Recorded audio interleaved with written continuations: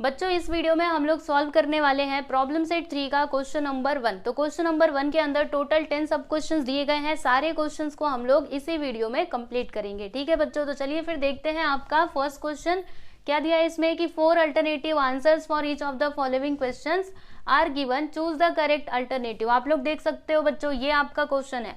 अब देखो क्वेश्चन के नीचे 4 ऑप्शंस दिए गए हैं, तो आपको करना क्या है, इन चारों में से जो भी राइट आंसर रहेगा उसे आपको मतलब फाइंड करना है, यानी कि सिलेक्ट करना है। ठीक है, तो पहला वाला क्वेश्चन देखिए बच्चों क्या दिया है कि 2 circles of radii 5.5 centimetre and 3.3 centimetre respectively touch each other, what is the distance between their centres. यानी कि आपके पास 2 सर्कल्स हैं, ठीक है, तो एक सर्कल का रेडियस कितना है बच्चों 5.5 सेंटीमीटर और दूसरे वाले सर्कल का रेडियस कितना है 3.3 सेंटीमीटर। ठीक है, और वो जो दोनों सर्कल्स है ना बच्चों, वो क्या करते हैं, एक दूसरे को टच करते हैं। ठीक है, अब देखो बच्चों हमने देखा था कि जो सर्कल्स है वो इंटरनली भी टच कर सकते हैं और एक्सटर्नली भी कर सकते हैं। तो यहाँ पे ऐसा कुछ बोला है क्या कि वो एक्सटर्नली करते हैं या फिर इंटरनली करते हैं, ऐसा कुछ इन्फॉर्मेशन दिया गया है, नहीं दिया है ना। तो हम क्या करेंगे, दोनों को कंसिडर करेंगे। ठीक है, चलो आपको फिगर बना करके बताती हूँ। देखो बच्चों, ये आपका बड़ा वाला सर्कल और ये आपका छोटा वाला सर्कल, ठीक है, ये दोनों क्या करते हैं ना, एक दूसरे को इंटरसेक्ट करते हैं बाहर से। ठीक है, हम लोग दोनों यहाँ पे कंसिडर करेंगे। ये मेरा बड़ा वाला सर्कल है और ये है छोटा वाला सर्कल। ठीक है, देखो ये दोनों क्या कर रहे हैं बच्चों, बाहर से इंटरसेक्ट कर रहे हैं। अब देखो यहाँ पे एक और हम ले लेते हैं, तो ये है बड़ा वाला और ये है मेरा छोटा वाला सर्कल। तो ये दोनों क्या कर रहे हैं बच्चों, देखो एक दूसरे को इंटरसेक्ट तो कर रहे हैं लेकिन इंटरनली, बराबर।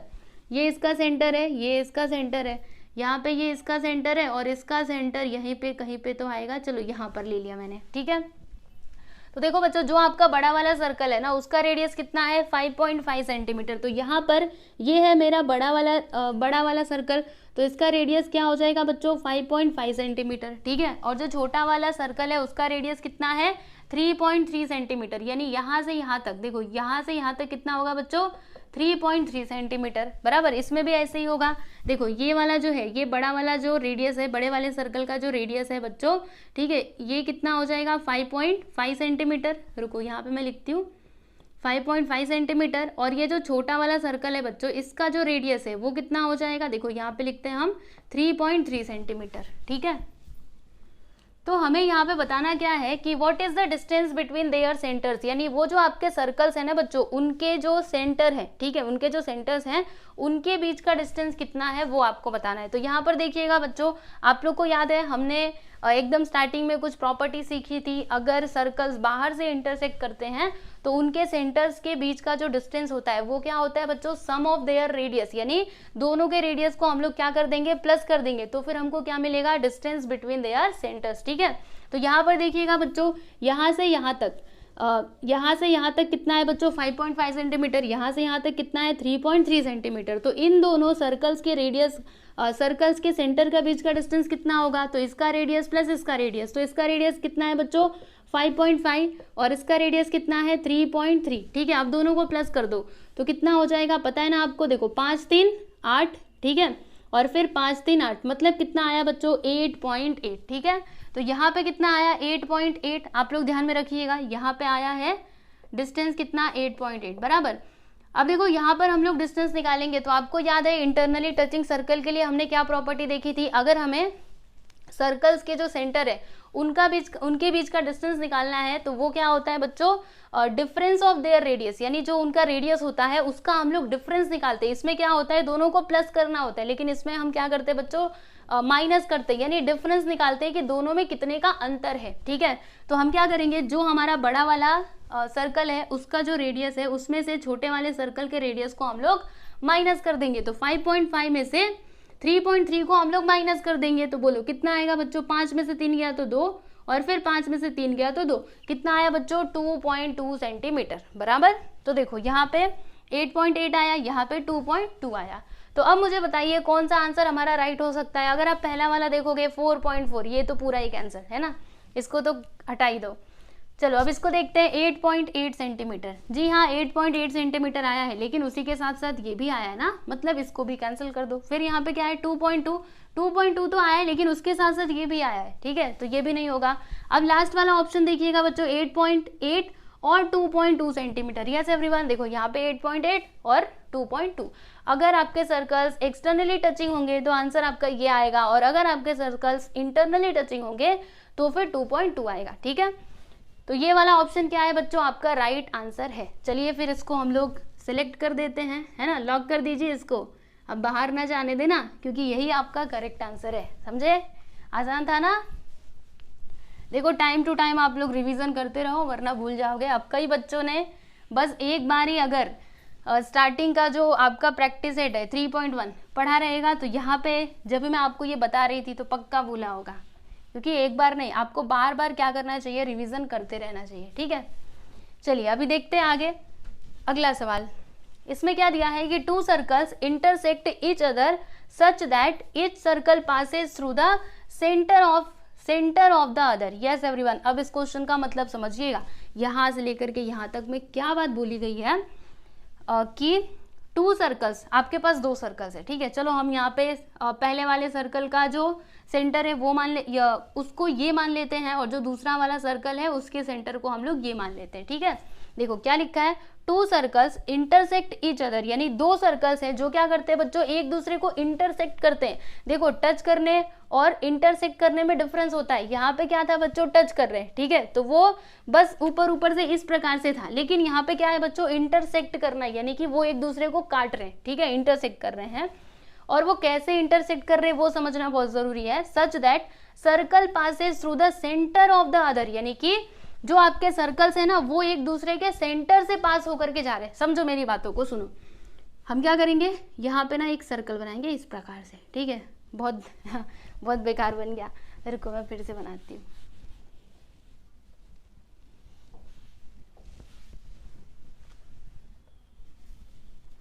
बनाती हूँ, ये इसका सेंटर है, ये इसका सेंटर है। ठीक है, थोड़ा पास में लेते हैं, ये मेरा सर्कल। अरे ये कैसा बन रहा है, रुको बच्चों 1 मिनट, पहले सर्कल ही बना लो फिर उसका सेंटर लेती हूँ। ये देखो जी, हमने ये सर्कल बना लिया, और दूसरा सर्कल मैंने इस प्रकार से बनाया। ठीक है, तो देखो बच्चों, ये वाले सर्कल का सेंटर जो है ना वो यहाँ पे आता है, और ये वाले सर्कल का सेंटर यहाँ पे आता है। ठीक है, इनके कहने का मतलब यही था, 2 सर्कल्स हैं, वो दोनों क्या करते हैं बच्चों, एक दूसरे को इंटरसेक्ट करते हैं। आप लोग देख सकते हो ये दोनों एक दूसरे को इंटरसेक्ट कर रहे हैं, लेकिन इंटरसेक्ट कैसे करते हैं, तो जो उनका सेंटर है ना बच्चों, सेंटर, ठीक है, वहां से होकर के जाते हैं। समझ में आ रहा है, जैसे ये वाला जो सर्कल है वो कहाँ से होकर के जा रहा है, तो इस सर्कल के, ये वाले सर्कल के सेंटर से होकर के जा रहा है। उसी प्रकार से ये वाला जो सर्कल है, दिस वन, ठीक है, ये कहाँ से होकर के जा रहा है, तो इस सर्कल के सेंटर से होकर के जा रहा है। ठीक है, तो यहाँ से यहाँ तक में यही इंफॉर्मेशन दी गई है, समझे ना अभी अच्छे से। चलो आगे देखो, if the distance between their centres is 12, यानी कि अगर इन दोनों के जो सेंटर्स है बच्चों, ठीक है, तो यहाँ से यहाँ तक का डिस्टेंस कितना है, अगर 12 है, then what is the radius of each circle, तो आपको बताना है रेडियस ऑफ ईच सर्कल, यानी इस वाले सर्कल का रेडियस क्या होगा और इस वाले सर्कल का रेडियस क्या होगा।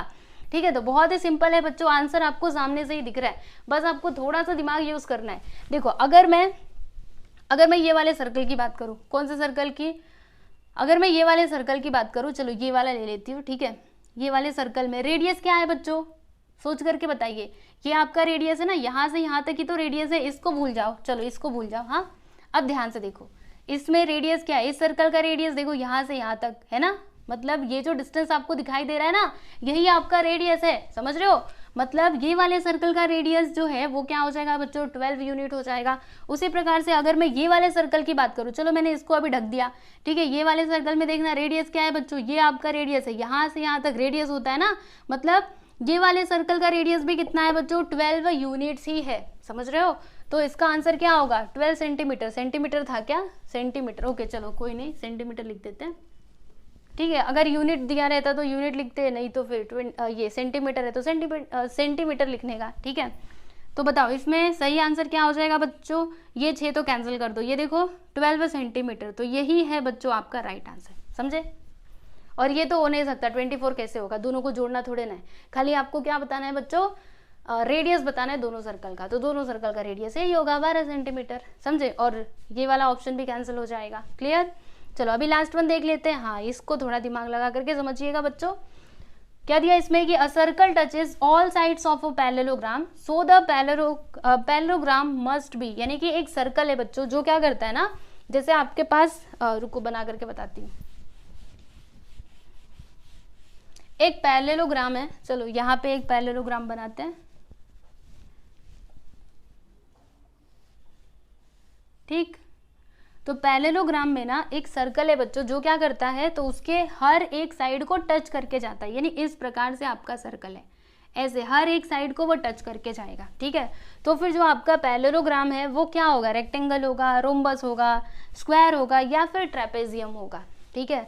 अब ये आपको बताना है। तो आप लोग को एक बात पता है बच्चों, क्या पता है, आप लोगों ने 9th स्टैंडर्ड में ऑलरेडी सीखा हुआ है कि जो आपका रेक्टेंगल है ना बच्चों वो आपका पैरेललोग्राम होता है, रोम्बस भी पैरेललोग्राम होता है, स्क्वायर भी होता है, लेकिन ट्रेपेजियम नहीं होता है, ठीक है, आपने ऑलरेडी सीखा हुआ है। तो इसको तो पहले ही आप कैंसिल कर दो। इसके अलावा ये जो रेक्टेंगल दिखाई दे रहा है ना बच्चों, इसे भी आपको कैंसिल करना पड़ेगा, इसको कैंसिल कर दिया, ठीक है, इसको हटा दो। अब ये तीनों में देखना, ये जो आपका रेक्टेंगल है ना बच्चों इसको भी कैंसिल करेंगे। क्यों, रेक्टेंगल में क्या होता है मुझे बताओ, रेक्टेंगल में जो अपोजिट साइड्स है ना बच्चों वो क्या होते हैं, कॉन्ग्रुएंट होते हैं। आपका रेक्टेंगल कुछ इस प्रकार से होगा, ठीक है।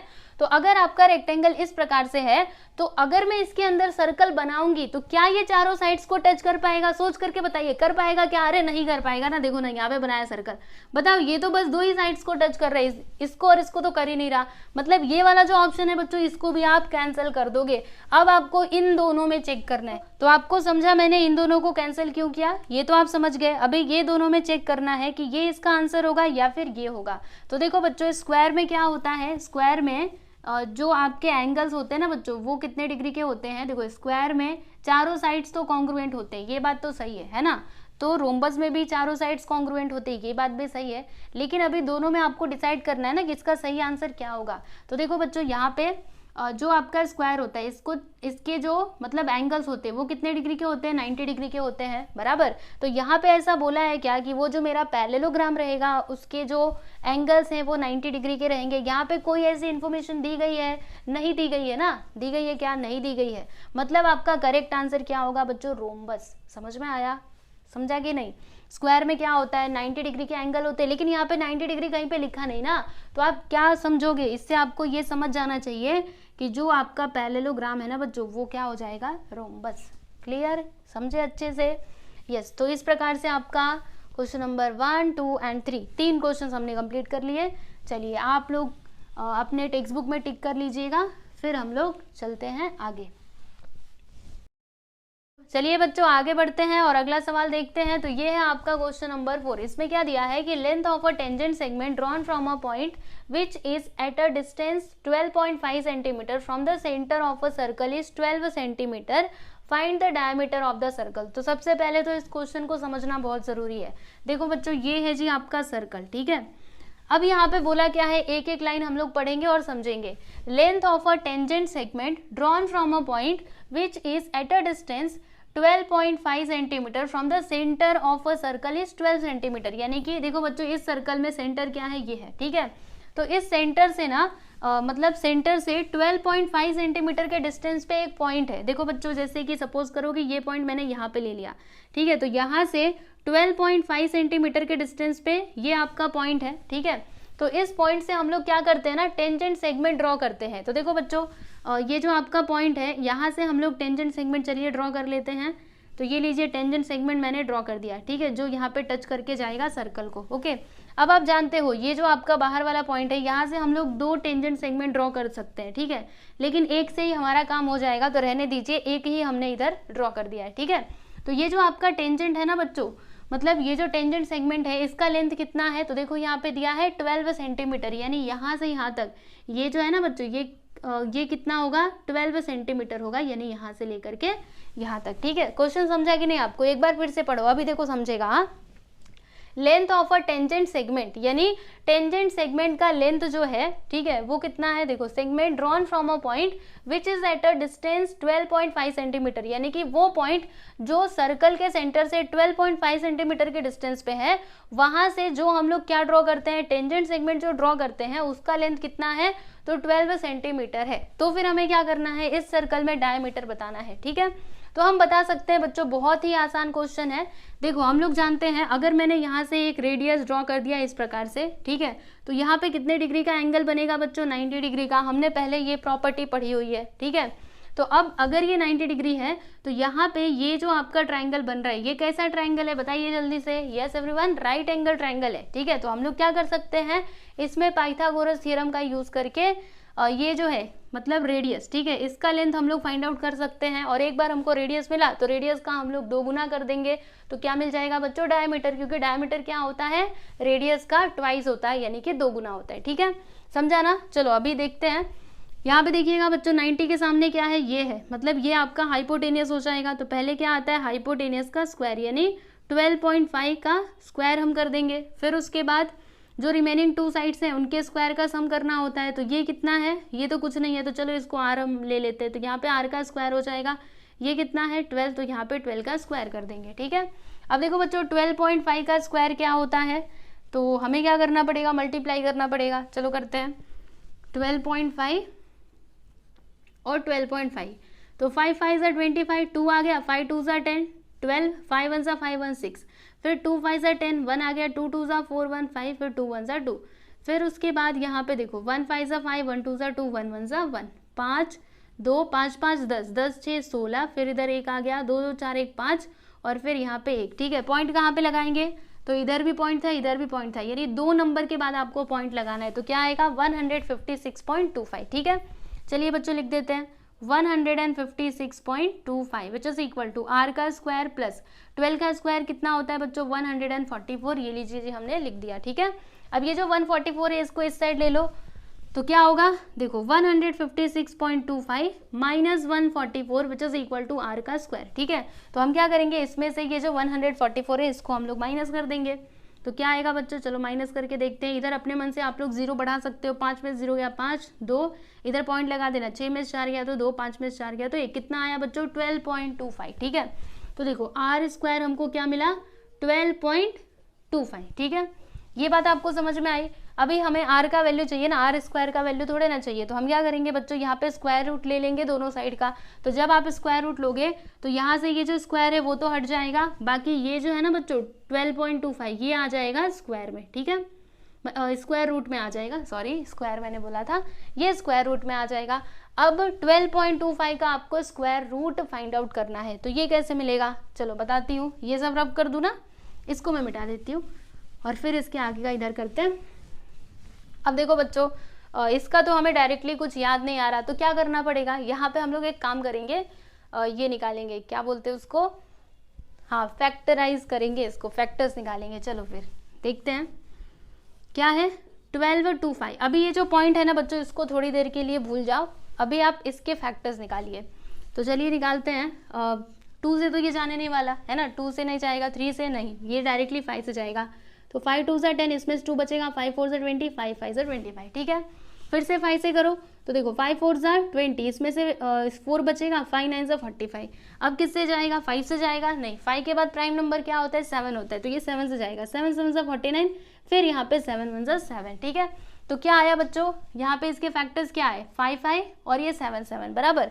तो हम एक काम करेंगे, क्या करेंगे बताती हूँ, देखो इसके आगे का ना मैं इधर करती हूँ, आप लोग चाहिए तो वैसे नोटबुक में लिख लीजिएगा जो मैं आपको सॉल्यूशन बता रही हूँ, या फिर नहीं लिखोगे तो भी चलेगा, क्योंकि मेन क्या है बच्चों, अगर एग्जाम में ये क्वेश्चन आया तो आपको क्या करना है, ये रफ में ना फटाफट से कैलकुलेशन करने का और जो भी आंसर सही रहता है उसको टिक करने का, ठीक है।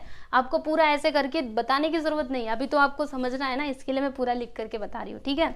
चलो अब देखो बच्चों ये जो आपका 12.25 है ना, इसको मैं कैसे लिख सकती हूँ पता है आप लोगों को, ऐसे मैं करके लिख सकती हूँ 1225 और नीचे मैं लिख सकती हूँ, क्या लिख सकती हूँ 100। अब आप बोलेंगे 100 कैसे लिख दिया, अरे सुनो तो सही, मैंने क्या किया, ये जो पॉइंट है ना, ये जो पॉइंट आपको दिखाई दे रहा था इसको मैंने हटाया, तो जब मैं ये पॉइंट हटाऊंगी ना इधर 2 0 बढ़ जाएगा, नहीं समझे।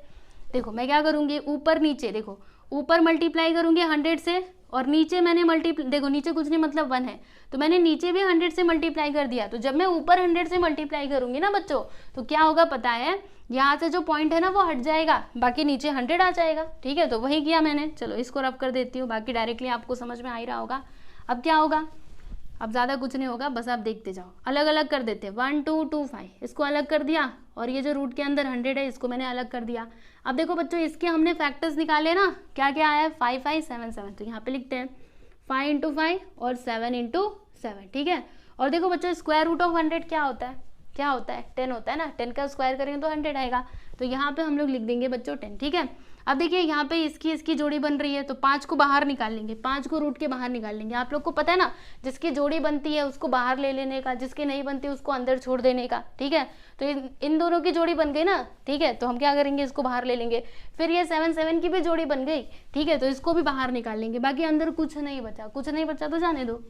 फिर इधर नीचे 10, अब इन दोनों का मल्टीप्लाई करो, 5 7 से क्या होता है बच्चों, 35, और नीचे है 10, तो यहाँ पे क्या आया बच्चों, 35/10, बराबर यही आया है ना। अब उसके बाद अगर मैं 10 से इसको डिवाइड करूंगी ना, तो क्या आएगा, 3.5, क्या आएगा बच्चों, 3.5। तो ये जो हमें 3.5 मिला है, ये किसका वैल्यू है बच्चों, आर का वैल्यू है, ध्यान से समझिएगा, ठीक है। आर का वैल्यू हमें क्या मिला, 3.5, यानी कि रेडियस, ठीक है। ये हमें कितना मिला, 3.5। तो अगर रेडियस 3.5 है, तो जो आपका डायमीटर है वो क्या हो जाएगा बच्चों, 3.5 का 2 गुना, क्योंकि हम जानते हैं डायमीटर क्या होता है, रेडियस का 2 गुना होता है। तो अब हम यहाँ पर लिखेंगे, चलिए इसको मिटा दूं ना, डायमीटर क्या हो जाएगा, तो 2 गुना ऑफ रेडियस है ना, तो 2 × रेडियस इज 3.5, चलो मल्टीप्लाई करो, 2 5 = 10, 1 आ गया, 2 3 = 6, 1 7 पॉइंट कहाँ पे लगाएंगे, एक नंबर के बाद, यानी कि 7। तो 7 क्या हो जाएगा बच्चों, आपका राइट आंसर हो जाएगा, है ना। डायमीटर हमसे पूछा था, हमने बता दिया, ये रहा आपका करेक्ट आंसर, समझे। थोड़ा सा बड़ा था, पर आप लोगों ने पहले इस टाइप का क्वेश्चन सॉल्व किया है, तो आपको प्रॉब्लम नहीं होनी चाहिए, ठीक है। चलिए जी, अब ये सब कुछ हमें मिटाना पड़ेगा, अब मैं मिटा देती हूँ, फिर हम लोग अगला सवाल देखते हैं।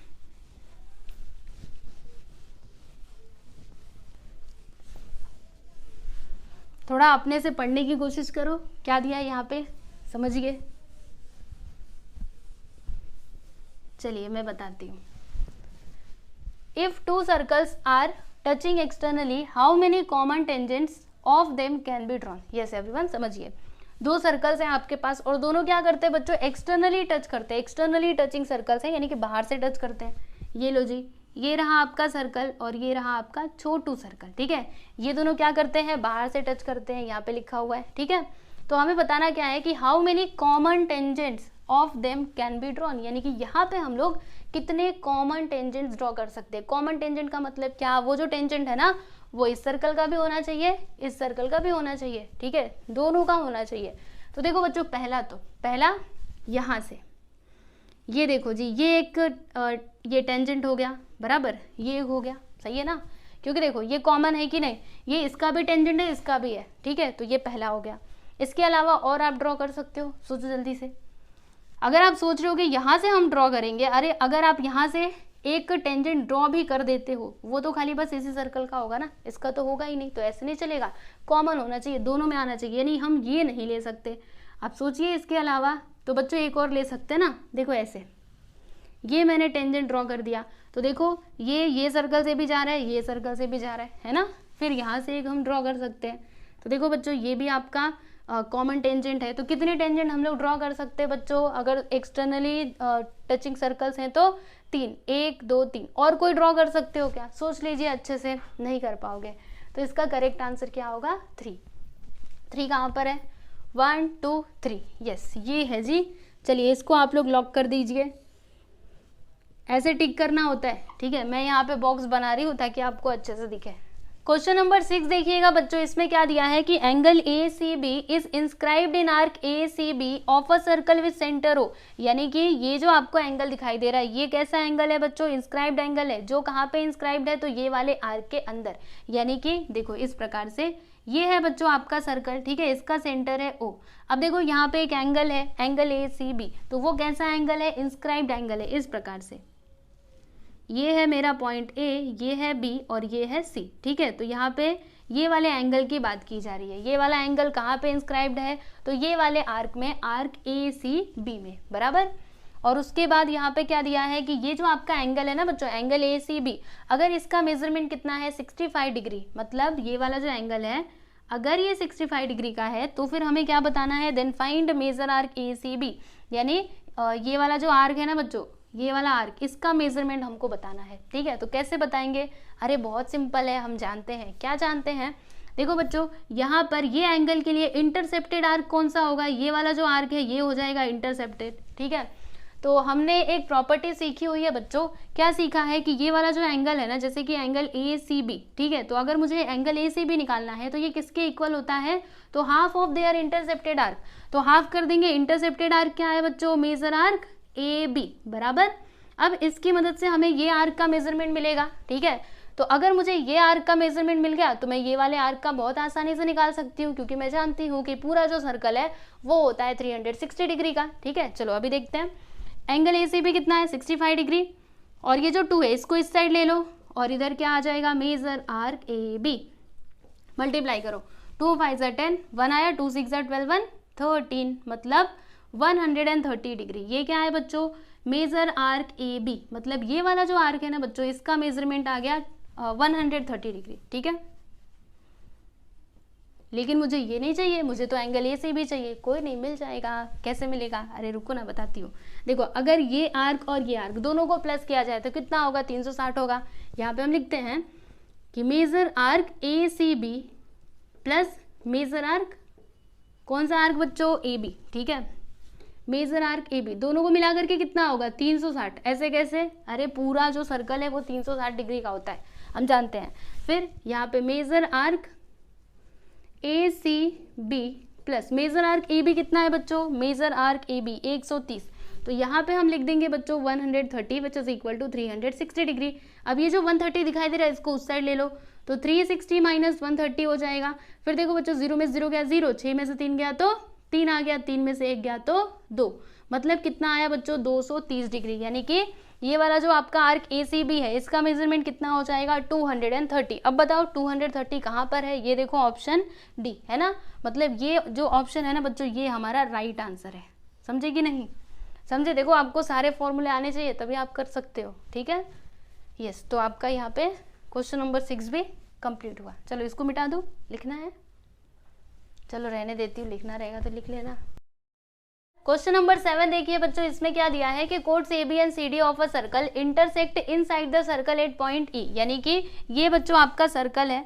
ठीक है, तो सर्कल में 2 कोड्स हैं, पहला तो आपका क्या है बच्चों, AB है और CD है, दोनों क्या कर रहे हैं, एक दूसरे को इंटरसेक्ट कर रहे हैं। कौन से पॉइंट पर, पॉइंट E पर। देखो इस प्रकार से, ये रहा आपका पहला वाला कोड जिसका नाम रख दिया मैंने AB। ठीक है, और ये रहा मेरा दूसरा वाला कोड जिसका नाम रख दिया मैंने CD। ठीक है, तो ये दोनों कहाँ पर इंटरसेक्ट करते हैं बच्चों, पॉइंट E पर एक दूसरे को इंटरसेक्ट करते हैं। ठीक है, और उसके बाद बच्चों देखिएगा यहाँ पे A कितना दिया है, यानी A से E कितना है 5.6, फिर EB कितना है बच्चों, तो 10 यूनिट्स है, फिर उसके बाद C कितना है 8 है, तो फिर हमें क्या बताना है बच्चों, ED हमको फाइंड आउट करना है। ठीक है, तो कैसे करेंगे, देखो बच्चों अभी अभी पिछले एक्सरसाइज यानी कि 3.5 में हमने देखा था कि जब भी क्या करते हैं, मतलब जो कोड्स होते हैं अगर वो इंटीरियर यानी अंदर से इंटरसेक्ट करते हैं तो फिर उसके लिए हमने फॉर्मूला क्या देखा था बच्चों, बहुत ही सिंपल सा था। देखो A से E तक जाएंगे, यानी हम क्या लिखेंगे बच्चों, AE इंटू, फिर E से B तक जाएंगे, AE into EB which is equal to, ये किसके इक्वल होगा, तो CE इंटू ED के, तो यहाँ पे हम लिखते हैं CE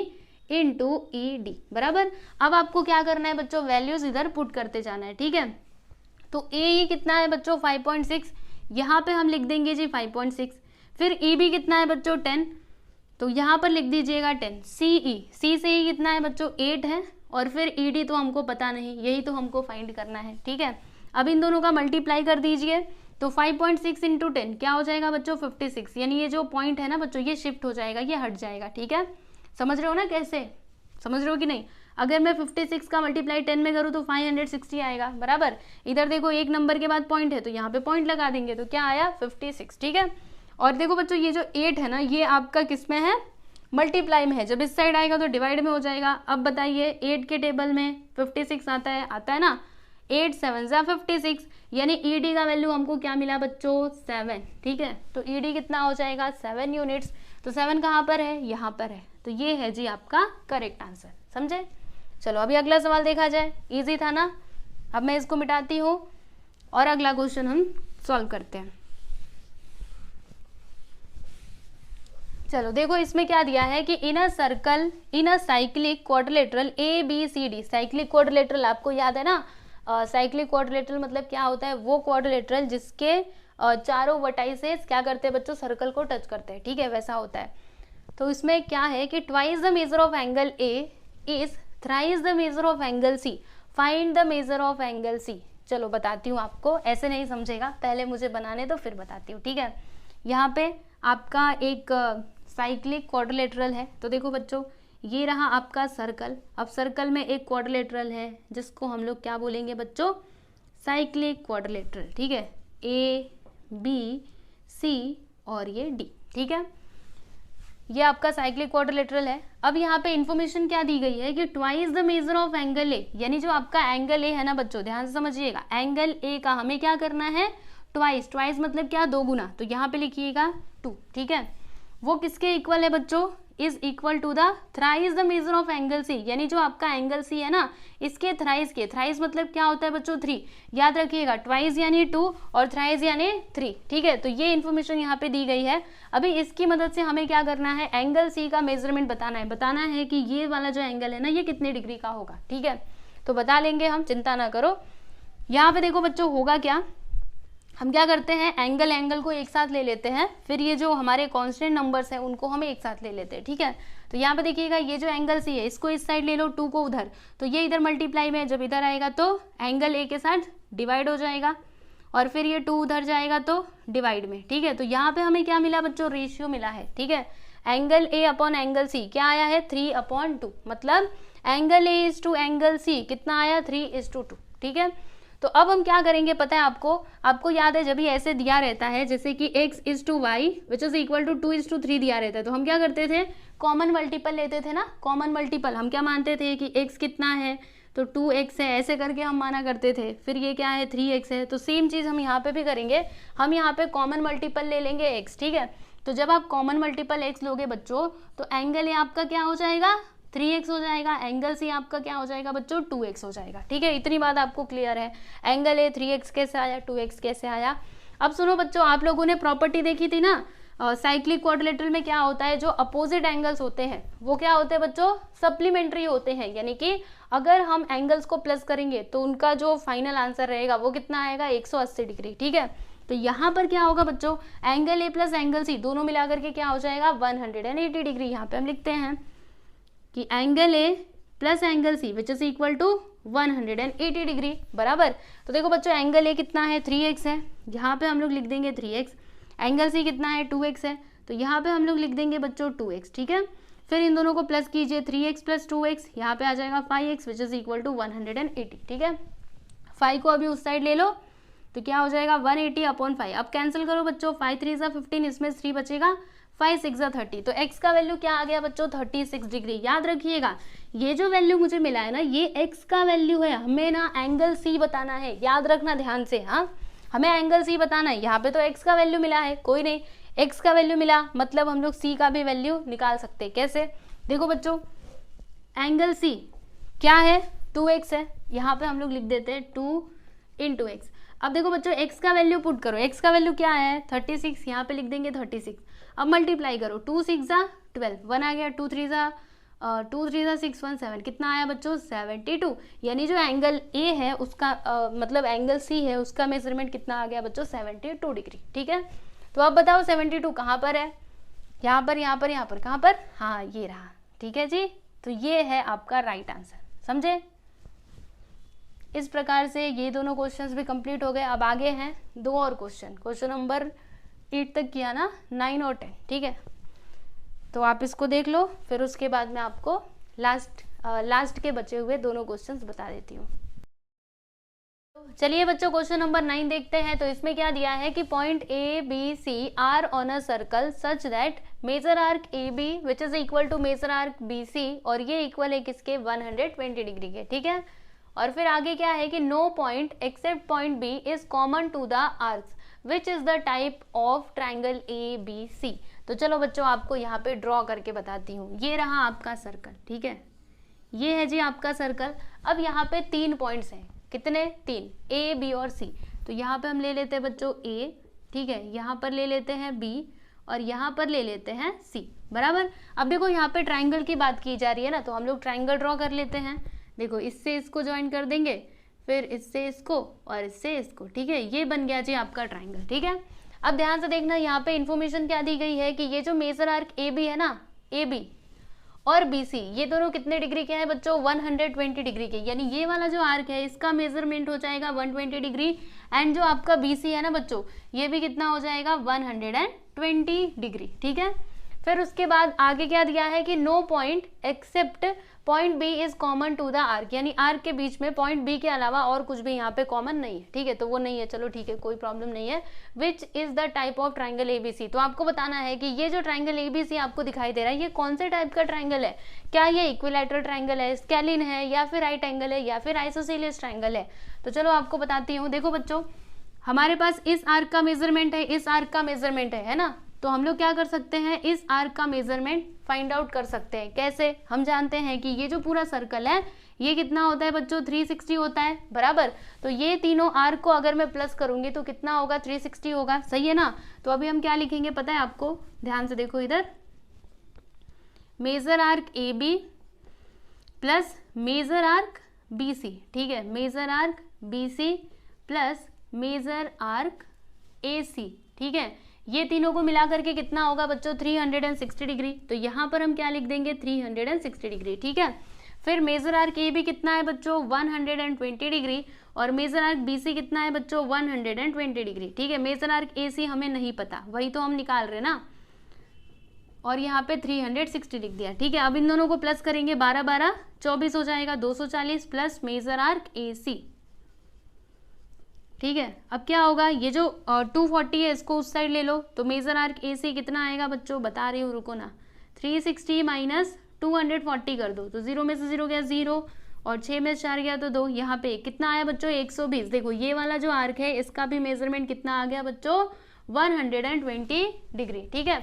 तो अगर आप देखोगे तो यहाँ पर बच्चों तीनों के तीनों जो आपके आर्क है ना, वो क्या है बच्चों, कॉन्ग्रुएंट है, ठीक है। तो आप लोग को याद है हमने प्रॉपर्टी मतलब एक प्रॉपर्टी सीखी थी, क्या सीखा था हमने कि अगर सर्कल में जो आर्क हैं अगर वो कॉन्ग्रुएंट होते हैं तो फिर जो उनके करस्पॉन्डिंग कोड्स होते हैं वो भी क्या होते हैं बच्चों, कॉन्ग्रुएंट होते हैं, सही है ना। तो देखो यहाँ पर ये वाला जो आर्क है इसका करस्पॉन्डिंग कोड ये है, बराबर, इसका ये है, इसका ये है, ये तीनों कोड्स क्या है बच्चों, आपस में कॉन्ग्रुएंट है। तो जो इनके करस्पॉन्डिंग मतलब ये तीनों आर्क जो है वो आपस में कॉन्ग्रुएंट है, तो इनके जो करस्पॉन्डिंग कोड्स होंगे वो भी तो कॉन्ग्रुएंट होंगे ना, सही है कि नहीं।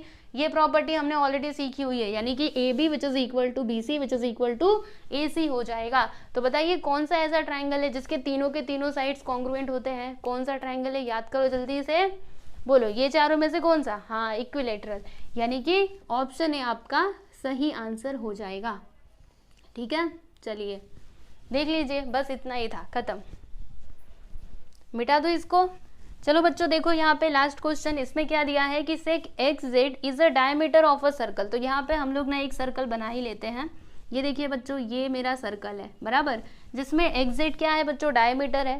तो यहाँ पे समझ लो कि ये इसका सेंटर है, तो XZ मैंने ड्रॉ कर दिया जो क्या है, डायमीटर ऑफ द सर्कल, बराबर।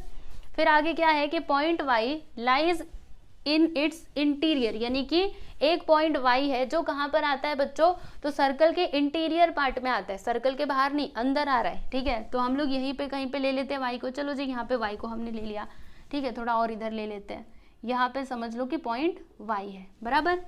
फिर आगे क्या है कि how many of the following statements are true. तो बस ये इन्फॉर्मेशन दी गई है और आपसे बोला जा रहा है कि इसमें से कौन से स्टेटमेंट, मतलब कौन कौन से स्टेटमेंट जो है वो ट्रू रहेंगे, एक स्टेटमेंट, दो स्टेटमेंट, तीन, या फिर पूरे के पूरे, ठीक है। ये देखो ये सारे आपके स्टेटमेंट्स हैं, बराबर। तो अगर आप इन स्टेटमेंट्स को पढ़ोगे बच्चों तो इसमें किसकी बात की जा रही है, तो देखो यहाँ पे हर जगह ना एंगल XYZ की बात की जा रही है, देखो हर जगह अगर आप देखोगे इधर भी है ना। तो हमें क्या करना चाहिए, इससे ना हमको एक बात समझ में आ गया कि यहाँ पे हम लोगों को सबसे पहले तो एंगल बना लेना चाहिए XYZ। तो चलो फिर बना लेते हैं।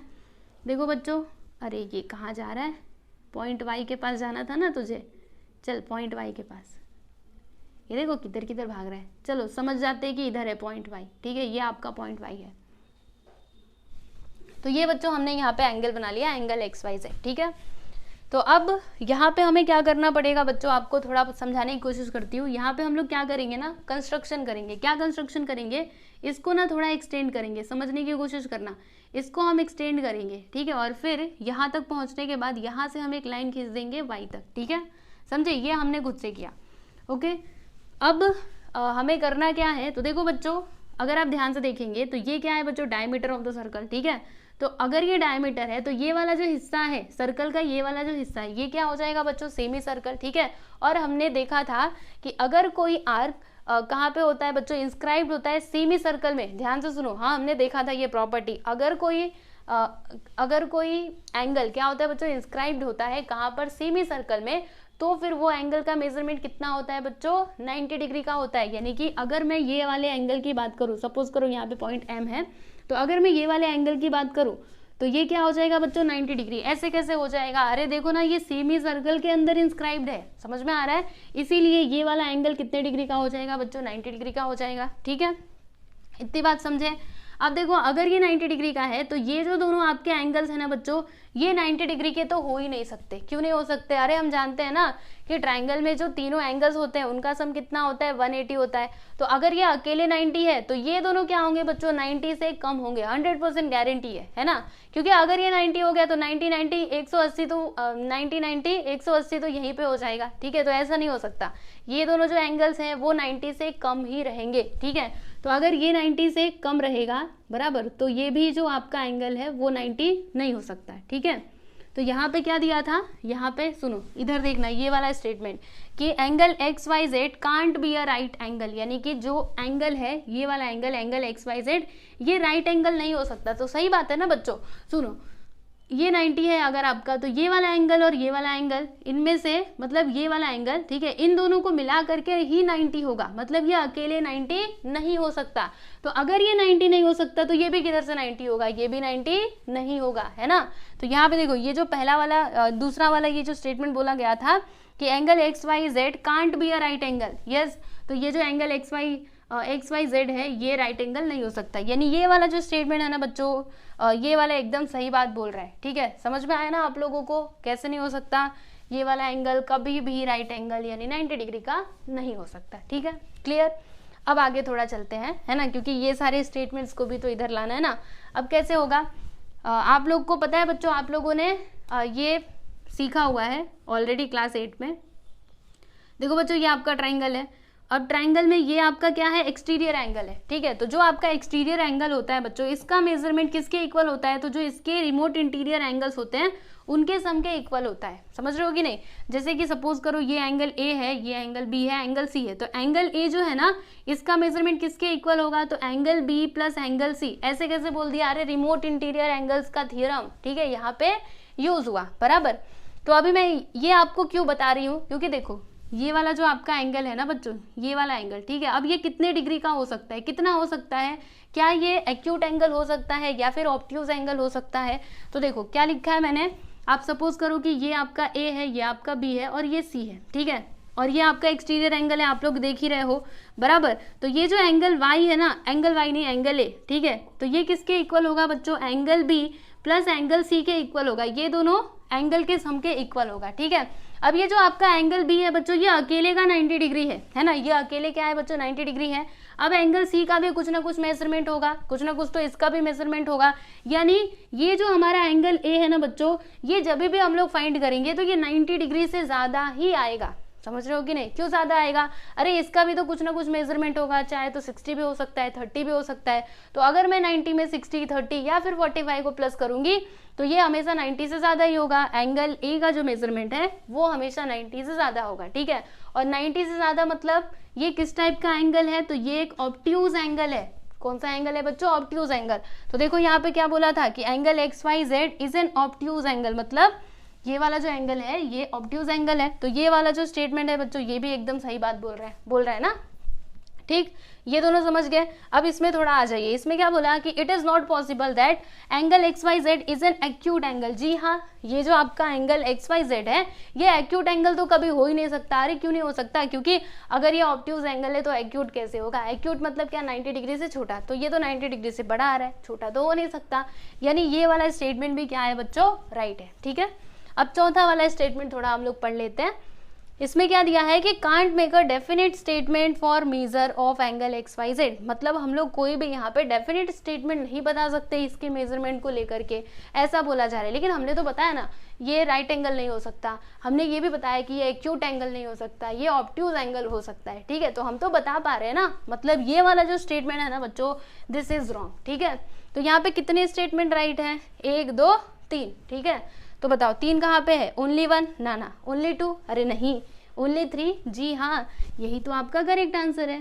बाकी लास्ट में क्या बोला, ऑल, अरे पूरा नहीं होगा क्योंकि ये वाला तो कैंसिल कर दिया था, ठीक है। चलो यस, तो बस खत्म, ये हो गया आपका फाइनल आंसर। इसको आप लोग टिक कर लीजिएगा, ठीक है बच्चों। अच्छे से थोड़ा समझने की कोशिश करो, आपको समझ में आएगा, बहुत ही आसान है, ठीक है। तो फाइनली ये जो आपका प्रॉब्लम सेट 3 था बच्चों, इसका जो क्वेश्चन नंबर 1 था वो हमने कंप्लीट कर लिया है। बाकी के बचे हुए क्वेश्चंस को सॉल्व करेंगे नेक्स्ट वीडियो में। तब तक आप लोग पढ़ाई करते रहो अच्छे से, टेलीग्राम चैनल से जुड़ जाओ, और कुछ भी डाउट रहता है तो मुझसे ज़रूर पूछिए, ठीक है। चलो मिलेंगे अगले वीडियो में।